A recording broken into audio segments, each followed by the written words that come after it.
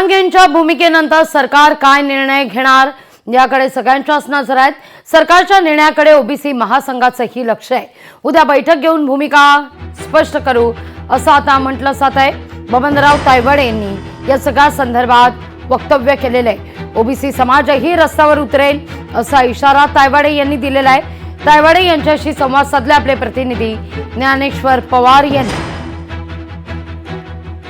मुंबईतील मनोज जरांगे पाटलांच्या आंदोलनाला कोर्टाने जे आहे ते नकार दिल्यानंतर पुन्हा मनोज जरांगे पाटील आपल्या आंदोलनावरती ठाम आहे। आत्ताच त्यांनी पत्रकार परिषद घेत आपली भूमिका स्पष्ट केली आहे। मात्र यावरच राष्ट्रीय ओबीसी महासंघाची नेमकी काय भूमिका आहे जाणून घेण्यासाठी आपल्यासोबत स्वतः राष्ट्रीय ओबीसी महासंघाचे राष्ट्रीय अध्यक्ष डॉक्टर बबनराव तायवाडे सर आहेत। सर, काय सांगाल? मनोज जरांगे पाटील जे आहे ते ठाम आहेत, ओबीसी मधूनच त्यांना जे ते आरक्षण हवं आहे।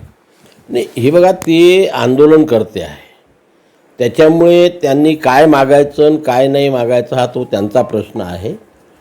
ते त्यांची मागणी, ही जी मागणी अनेक दिवसापासून सरकारकडे मागून राहिले, रेटून राहिले, वारंवार त्याचा ते पुनरुच्चार करत आहे। पण आपल्या सर्वांना कल्पना आहे की आम्हाला राज्य सरकारने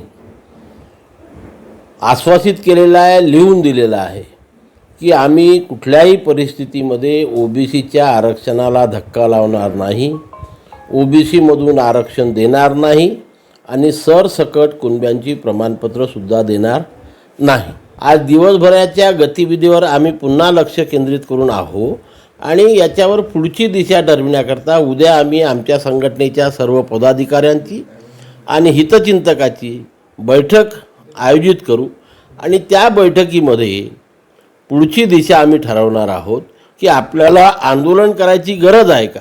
आम्ही दररोज वॉच ठेवून राहू, लक्ष ठेवून राहू की आपल्यावरती कुठंतरी घात होतो आहे का आपल्याशी।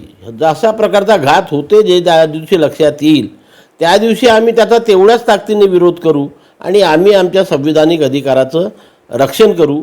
या विषयाची पुढची भूमिका आम्ही उद्या ठरवू। जेव्हा त्यांना वाटेल की ओबीसीच्या आरक्षणाला धक्का आहे तेव्हा ते देखील रस्त्यावर नक्कीच उतरणार आणि त्याची त्यांची तयारी देखील सुरू असल्याचं राष्ट्रीय ओबीसी महासंघाचे राष्ट्रीय अध्यक्ष डॉक्टर बबनराव तायवाडे यांनी लोकशाही मराठीशी बोलताना सांगितलं आहे। लोकशाही मराठीकरता मी ज्ञानेश्वर पवार, नागपूर।